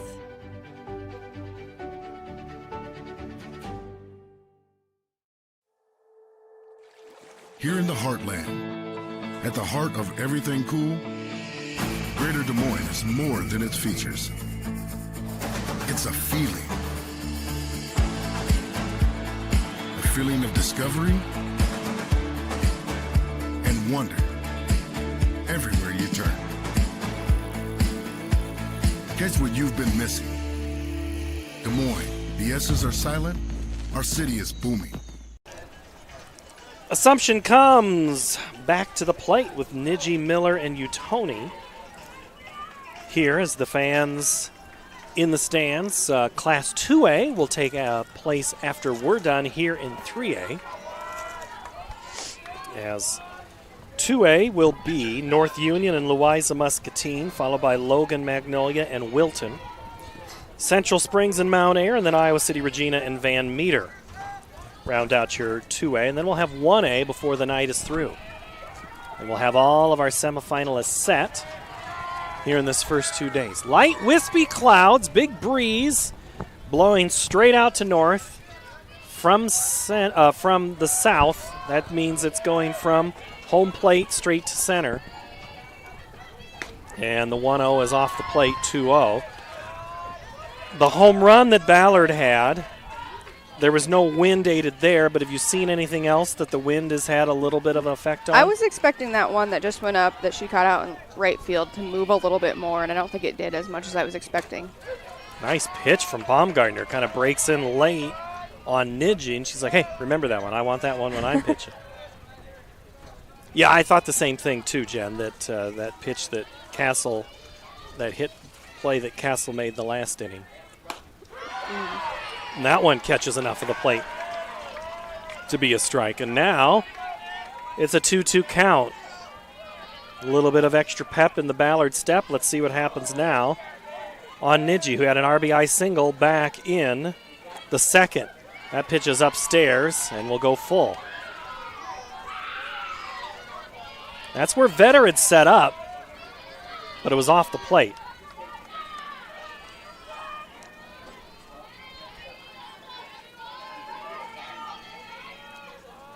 The 3-2 to Niji. Swung on, hit in a diving play made by Huzak. Dives to her left, catches it on the fly, gets her uniform dirty, and she don't care. Watch this diving play again. Niji hit it on the nose, and that was destined to be a base hit. That gives you a little pep in the step. Yeah. A little mo. A little hot sauce on your hot dog. Maybe a little A1 on your steak sandwich. It's all good. All tastes good. First pitch is a strike to Callie Miller. Emily Utoni on deck. And Wardlow waiting, still in the dugout. 5-2 Assumption. They did their big damage in the last inning here in the third. Now we're in the fourth, and that pitch is a strike to Callie Miller. Brooklyn does a really good job getting up in the count early. Is that important? I would say so. Why? Just because, I mean, you talk about it motivating your team behind you, right? Like, as a pitcher, you want your defense to be behind you. And as a pitcher in that circle, it's just a sense of calm. I think it calms the entire team. There's always the mentality of just throw strikes, kid. Mm-hmm. The 1-2. Hit in the air towards center field. It's going to drop in front of Larson. She kind of sweeps it forward to keep it in front of her. But that ball did not hang up enough for her to have much of a chance. Miller is on with a 2-out or with a 1-out hit. Yeah, you talk about strikes, getting ahead. There is something about, because when you stand out there and watch ball after ball, you just kind of drop the shoulders. Well, knowing your pitcher can throw strikes too, like, it does give you something. Emily Utoni. First pitch is upstairs. And Miller is there at first.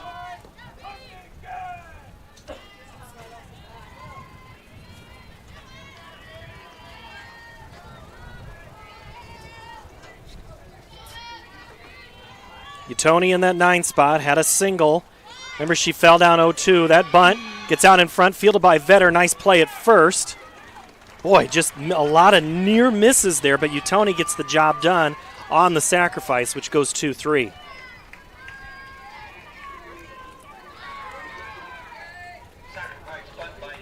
That was a nice bunt. She laid that down really nicely. So now Miller will be at second. And that'll bring the top of the order, Jessie Wardlow, who walked back in the third. Bats here in the fourth with 2 outs. First pitch to Wardlow. Not the first Wardlow we've had play for Assumption. Some of these names are similar, but a lot of these names you just are so familiar with because they are here year after year. Mm-hmm. The 1-0. Hit in the gap where Short was playing, but not anymore. Into center. Here comes the throw. Cut at second. The throw to second, or cut at the mound. Throw to second. Not in time as Miller scores another run. It's a 2-out RBI hit for Jessie Wardlow.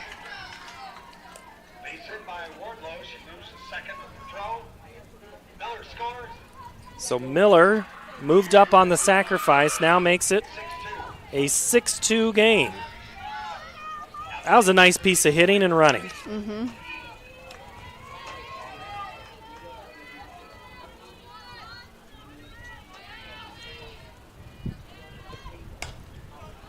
The swing by O'Dean is foul, and O'Dean had a huge hit back in the third. Scored 2 RBIs on the single in the air. Kind of got, I really kind of turned the page for Assumption.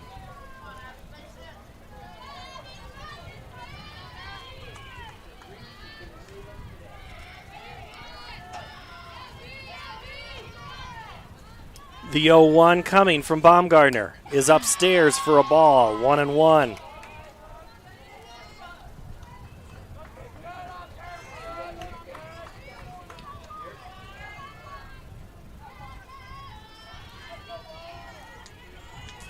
Wardlow at second. At the plate is Odine. The 1-1 fouled into the net. And bounces back right in front of the Assumption dugout. The Knights in their all black tops. A little bit of a pattern that runs horizontal. Knights in red, trimmed in white. Black pants. Ballard in the white with the red pinstripes. Ballard on the front. This is waved on, and again, right in that gap, and another run is going to score. Here comes Wardlow, and another 2-out hit, this time for Odine gets the job done. It's 3 RBIs for Abby Odine. She's going to make a case to be the Casey's player of the game if she keeps this up.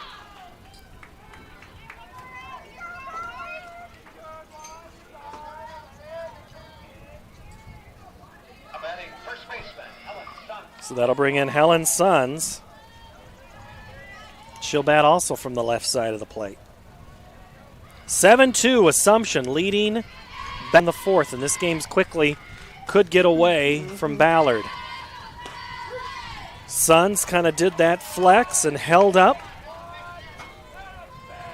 This is the 6th night to bat here in the fourth. 2 in already. Sons, the third place hitter, going to second and stealing it and kicking it into left field and going all the way to the fence.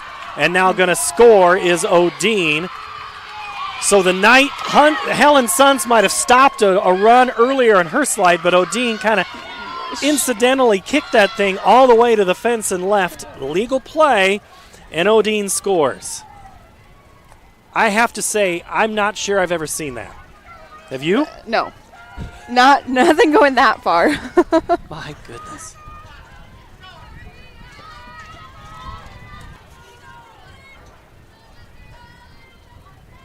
The 1-1 pitch.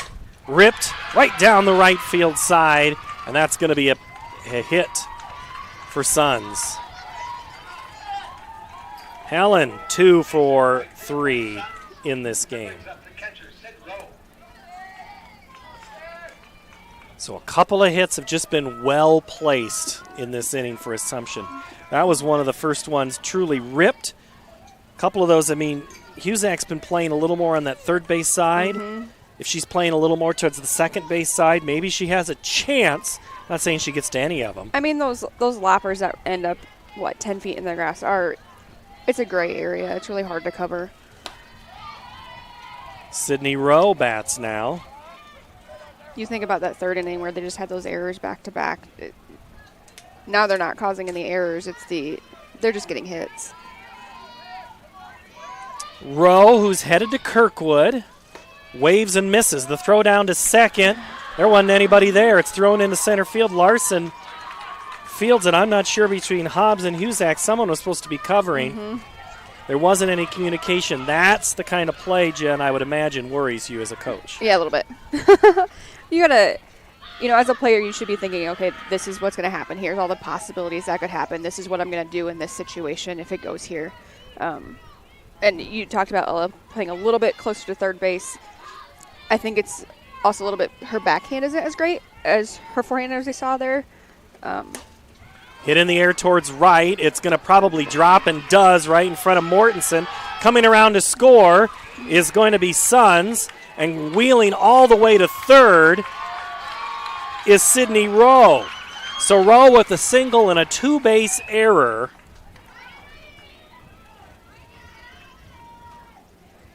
And that is tough. Sons now scores 9. And the Bombers just kind of have a little bit of a conference there as we're going to have looks like we're going to have a pinch hitter. Coming in for Assumption is going to be Maddie Loken. Or no, Loken is supposed to bat. So we're going to have a runner. Number 15, Catherine Snyder, now running at third base for Rowe. So Snyder will run.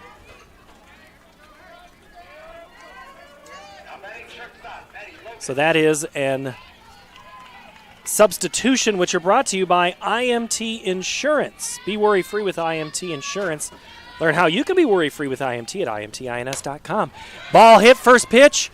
Diving, trying to make the stop is Larson. It's going to go all the way to the wall. Snyder's going to still score.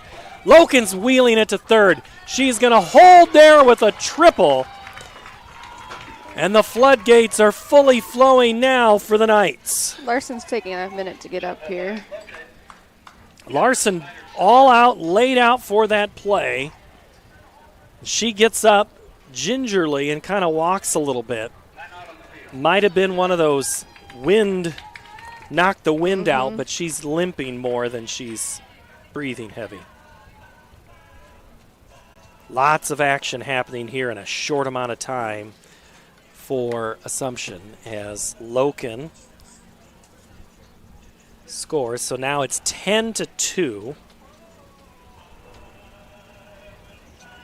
on the triple. And Krogman will be the ninth Knight to bat here.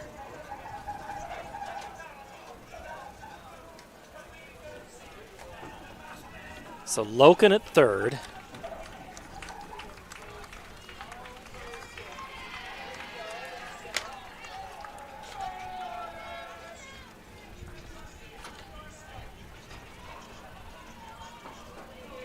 (9-2) Assumption, making a statement now.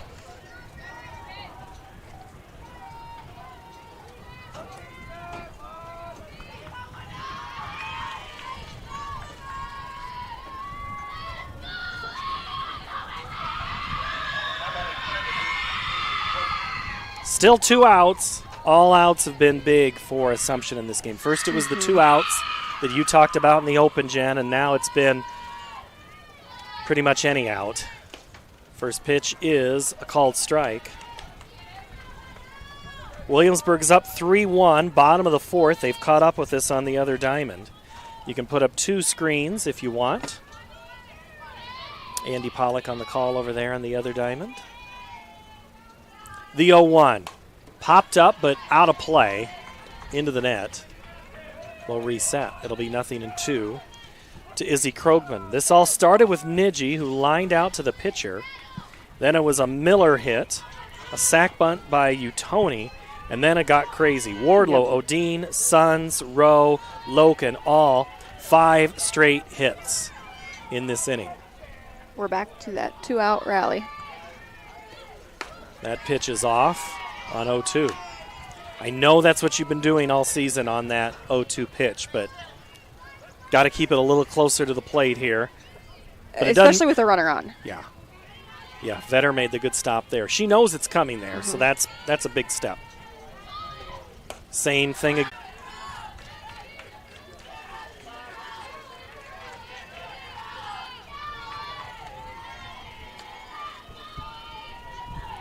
Baumgartner's pitch.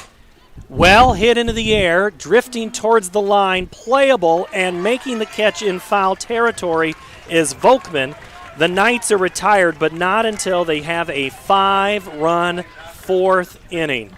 Huge for the Knights. They open up a 10-2 lead as we go to the top of the 5th. We are so much more than an energy company. We are connectors, community protectors, and clean energy leaders. We are job creators, friends and neighbors, stewards of your dollars and savings. Yes, we. We are so much more. We are the energy behind your everyday. And we are obsessively, relentlessly at your service.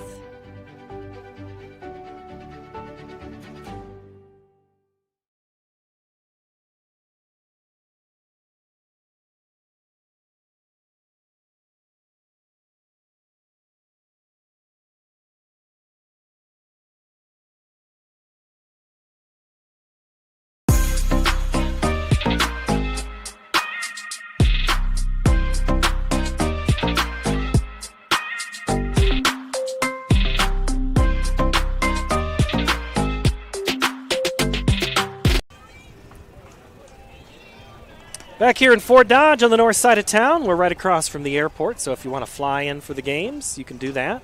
Or you can stay home and watch us online. Take us on your device if you're sitting in the car tailgating. Hello. If you're back in Huxley or Davenport watching us via the stream today, thanks for coming along. All quarterfinal and semifinal games here on IGHSAU.org. Check us out on our YouTube channel. And then the finals you can watch on iowapbs.org.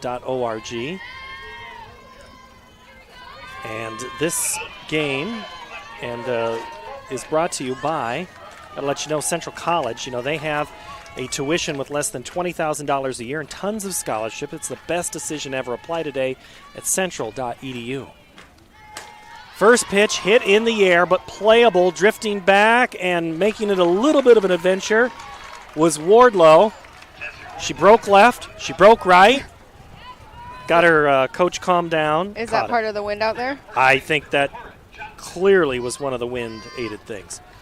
All right, so I was going to ask Jen, what's Ballard have to do? And I was going to maybe set you up to say be aggressive. You're done taking pitches, or are you taking pitches down 10-2? You're taking smart pitches. Like that? Yeah. You know maybe Nidji's thinking, all right, they're going to be swinging. They just swung first pitch. I'm going to go out of the zone, see if I can steal a strike. Yeah, definitely. I mean, and if they've done their work too, they know that Ballard likes that first pitch. And that's true too. 1-0 is punched into right, but right at Castle, who makes the grab on Cora Johnson. 3 pitches, 2 outs. That'll bring in Casey Larson. So Larson, only her second at-bat of the game. The Ballard Bombers have just struggled to have anybody on base. They'd get one on. They got one on in the first. One in the third, quickly erased with a home run. I guess it's not erased, that's extended, but that's the only offense the Bombers have been able to put together was a home run by Hobbs. And that's completely different than what they saw all regionals. Larson, one of those team leaders, could easily be in that 5 or 6 spot, but Coach Huzak says, hey, we want her to flip that order and put her in the 9 spot because she's got a lot of pop. She had 2 home runs in their first postseason game, including a grand slam. They take a home run here right now, down 10-2. That pitch is at outside of the zone for a ball, 3-0. So Nidji not giving Larson much to hit here. Is that her being smart out there? Do they not want to pitch to her? That's very possible. That was the closest to the plate of those first 3 pitches. That one just a little bit lower than the last one. I think Larson was taking the whole time. Yeah. That's when that 4th pitch comes on a 3-0 count and it's perfect, you're like, gosh, I really wish I would have gotten to go after that one. The 3-1. Now we're going to nibble. And that one is out of the zone. Rowe does a nice job of plucking that out of the air.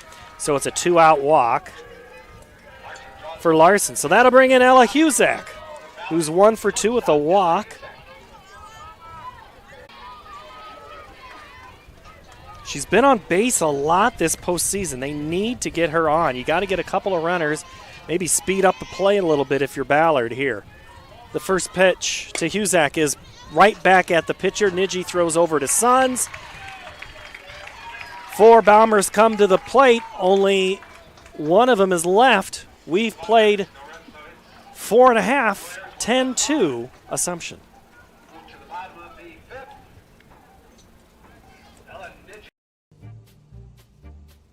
Sometimes people who seem to know everything and it covers nothing.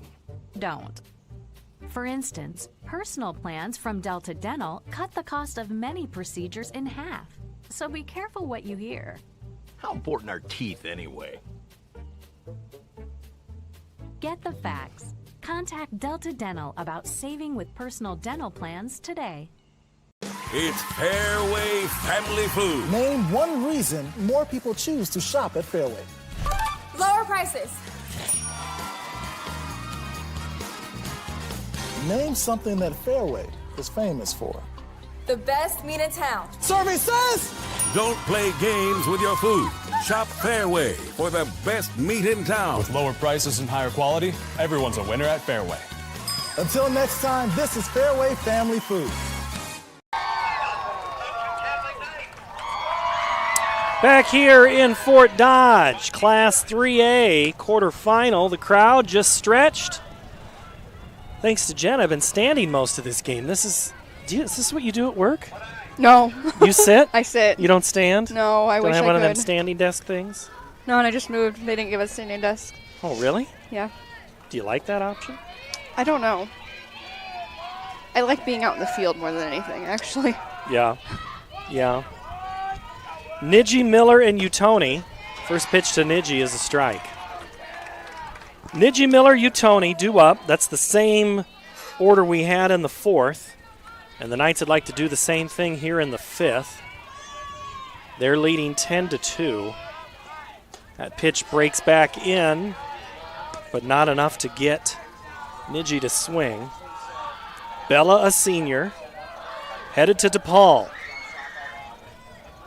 You want to talk about a gamer, this is her.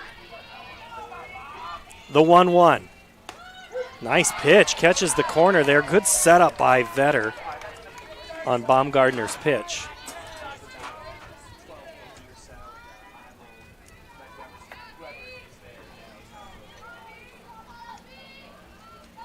It's now Williamsburg 5-1. This is punched to right. Hobbs drifts over, ends up about 6 feet behind first base, makes the grab. And just like the last inning, Niji is the first out. I don't know if that's a good omen or a bad if you're Ballard. Yeah. We'll see if Miller here can turn a hit.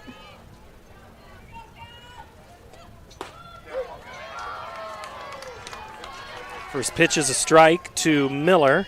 She had a hit towards right back in the fourth, scored the game's 6th run. She's 1 for 2, grounded out back in the second. Bats here in the fifth.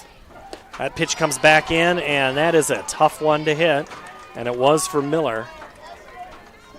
0-2.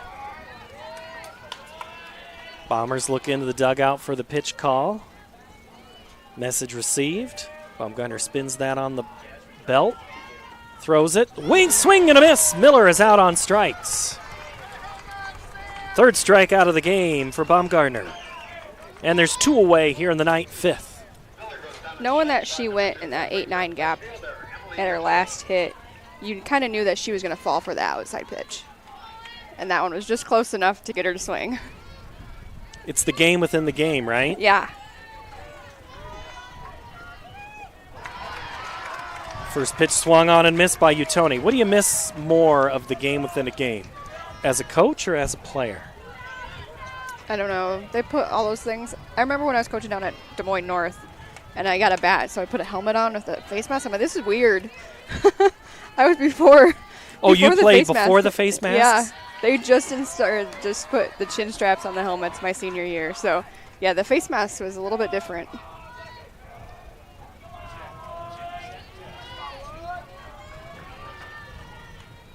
The 1-1 to Utoni is upstairs. That was at Hudson, right? Where you played? Yeah. Could it just be that maybe Hudson just didn't want to give face masks to their team? No. It's just the way the game was, wasn't yeah. it? You know, think about that. Well, yeah, but now you see a lot of players are utilizing them. Yeah, it's a common thing, and then you see the mask on the infielders. Mm-hmm. The only Ballard infielder wearing it is the pitcher.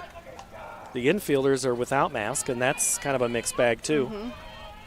3-1 pitch to Utoni coming from Baumgartner is popped up and foul and almost over the net. It'll go on the dugout on the first base side. We'll get a new softball.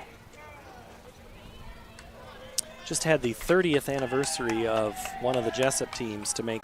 Nice pitch, called third strike, and Utoni is erased on a called third strike. So Baumgartner keeps her team in it. We go to the 6th. Bombers need some runs. I want a drink. And I want this free. And I want this awesome ATV. I can't get enough of winning free.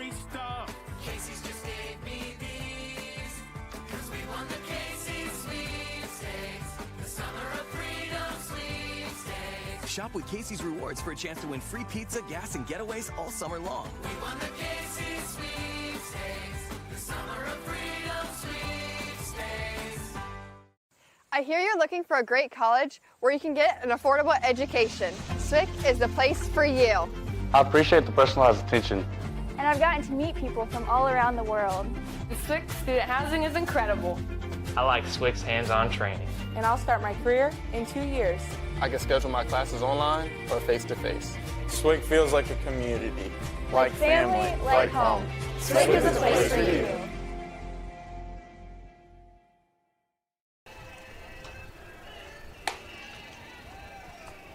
Welcome back to Fort Dodge. As you look at Bellinigi winding up and throwing, she's allowed just a couple of hits. That's the change we got. We had a That's new the pitcher. change. I was looking for one. Oh, I saw one. I did not see the 11. So we do have a new pitcher for Assumption. They're going to go with Leah Morrow, the junior. This will be her 21st game, 73 and a third innings pitched, an ERA of 2.48. She struck out 74 on the season. She is 11-5. And she'll make the replacement here in the top of the sixth with her team up 10-2. That's a very good second option if you're Assumption. And if you're hoping to play a couple more times this week, saving an inning or two here or there. Well, knowing that Hobbs is stepping up to the plate, and she had that home run last time in her last at-bat. So we'll get a look at Morrow. She wears number 11, also pitches from the right side, and that first pitch is a strike. Hobbs, Vetter, Mortensen due up for Ballard.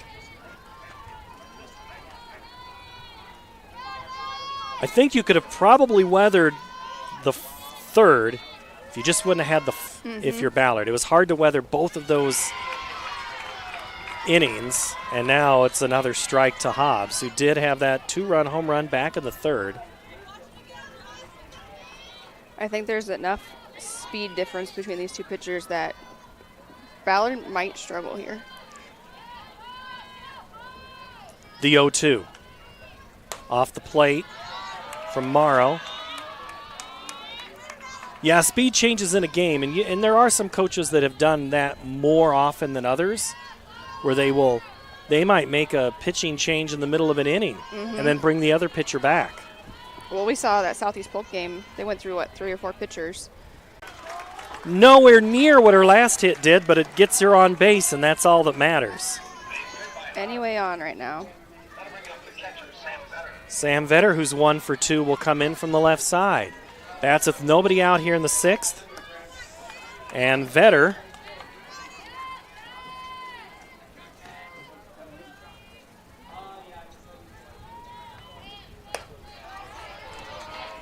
and that's a ball.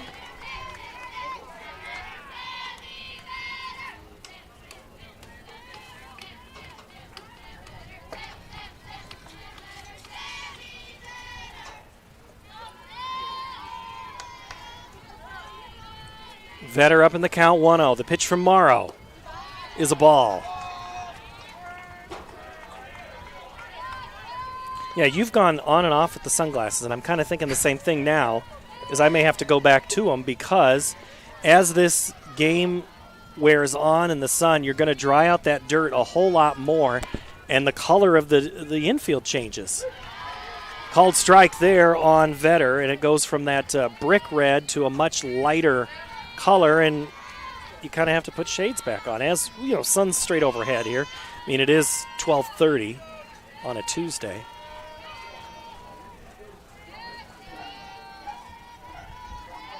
The pitch from Morrow. Hit over shortstop and into left center for a base hit. Loken put the glove up just over the top of it. And Vetter is on, and it's now a 2-on, nobody out for Mortensen.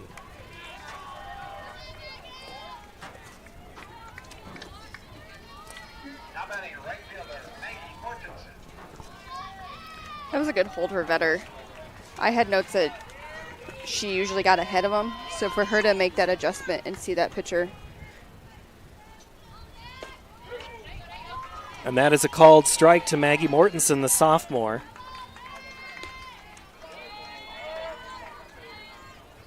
Who's now 1 of 2 on the game.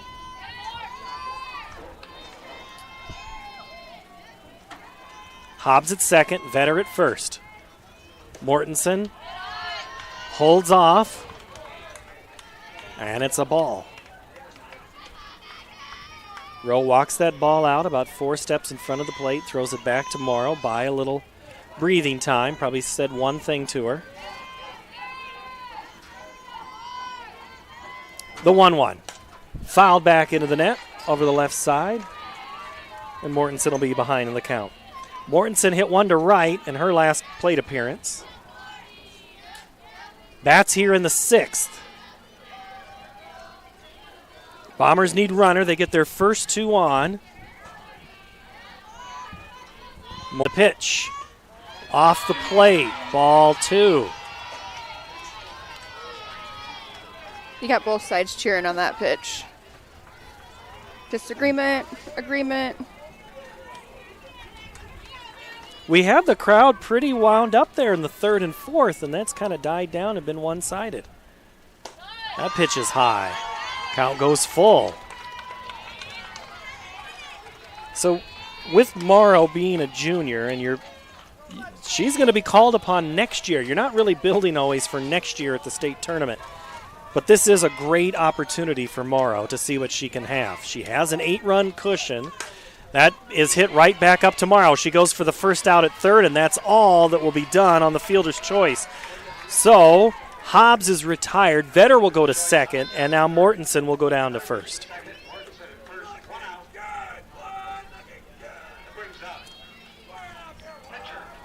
So Hobbs is erased. And that'll bring in Baumgartner. Brooke is 0 for 2. Last time, ball goes down to second. I think Morrow's not 100% sure if she was supposed to grab that or not. Right Kind of caught her off guard.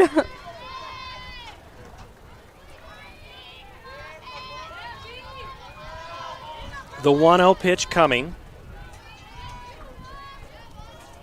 from Baumgartner. Hit towards the third base side. Shortstop fields it over to third again. Lead runner erased at third. Nothing neither of these runners could have done. Baumgartner, another fielder's choice. This time Vetter is erased on the rare 6-5 put out. That's one of those plays that she had momentum going that way, that for her to try to turn and get back to first.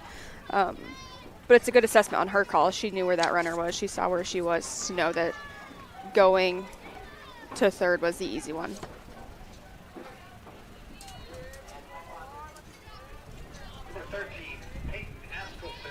Askelson will be the courtesy runner.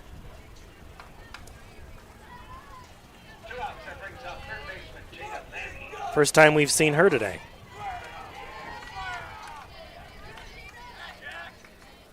Mortensen at second. Askelson at first. First pitch on the way to Landy is a ball. Landy 0 for 2, struck out in the second. Fly ball back in the ninth, or in the fourth, to right.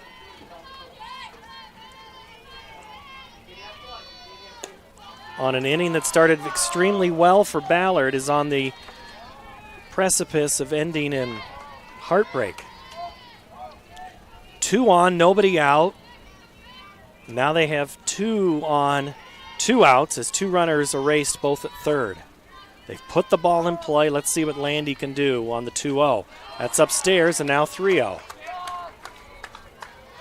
So Landy looking probably at this pitch, gets probably the take sign.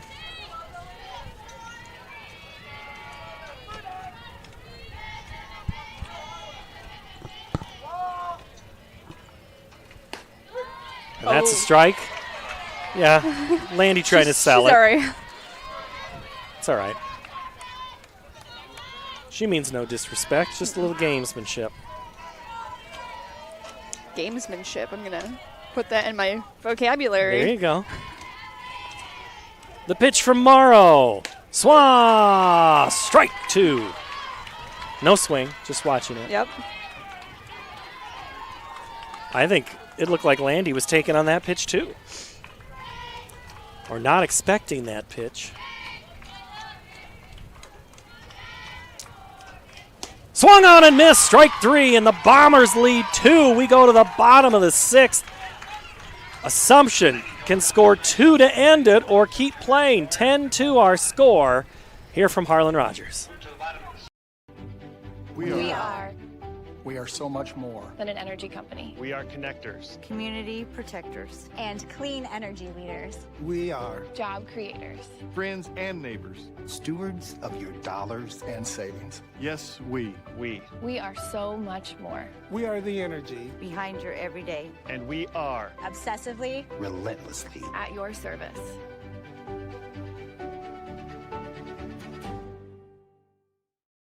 In Iowa, we all play by the same rules. Hard work pays off, practice makes perfect, success is something you earn, and teamwork helps us all be winners. The Iowa Pork Producers Association is proud to support statewide high school athletics, because on our team and on yours, what we bring to the table is what brings us all together. Learn more about our commitment to Iowa at iowapork.org. Trying to stay awake. We go to the bottom of the 6th. Assumption in control of this one, 10-2. Assumption might be their last at-bat of the game. It'll be 1-2-3, Wardlow, Odine, and Sons. And they were part of a 5 consecutive hit 4th inning. 2 runs would end it. Or we'll go play the top of the 7th. We'll see how things shake out here. Wardlow bats from the left side as we're ready to go here against Brooke Baumgartner. The pitch. First pitch is off the plate for a ball. Along with Jen Lichty, I'm Paul Yeager. Coming up, we'll be picking your Casey's player of the game. Wardlow is one of those candidates today. She's done a lot right. She has. She got that base hit, brought in a run.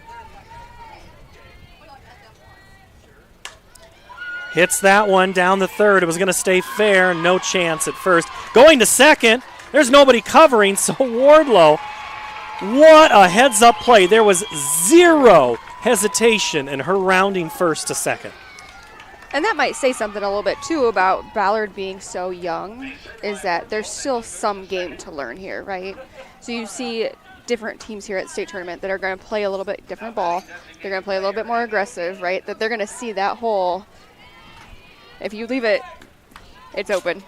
So now you don't even have to use Odine as a sacrifice. You can just let her hit, which you've done. She's had 3 RBIs in this game, 2 hits, 1 in the third, 1 in the fourth. Offers at the first one with lays down the bunt, and it goes foul. So again, Assumption looking to end this here. Right now, there is no hesitation in what this team wants to do. Coach Ron Farrell has that aggressive swagger about him right there at third. Especially we're up at 88 degrees right now here at Harlan Rogers at 12:45 on Tuesday. Anytime they can get the players off their feet. Odine hits it towards left, and off the glove of Volkman. It's going to roll all the way to the tarp. Wardlow couldn't run on that play because it was in the air, so you go halfway. Odine will go down to second on another error.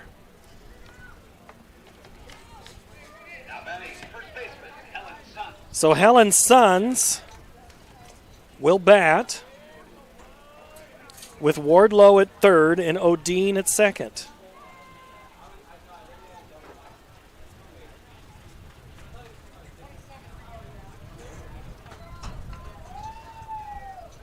Odine gets the runner, it looks like, out there. So we're going to have a runner come in. Is that right? No. That's Solis.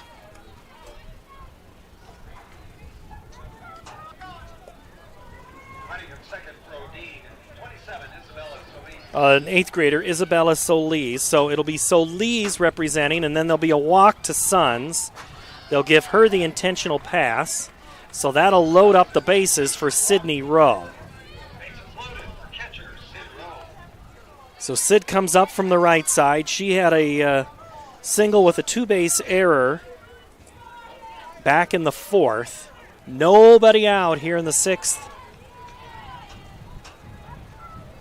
And we'll see what Sid Rowe can do. 1 for 3. First pitch strike. Good job there by Baumgartner, taking a breath. You notice all your infielders are playing in, so they're looking to go home here.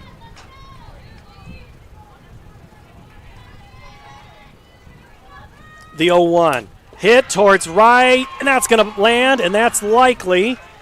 Here comes the throw home, and that is going to end the game. Sydney Rowe with a walk-off double, and it is now a 12-2 Assumption win as they advance to the semifinals here at the state tournament.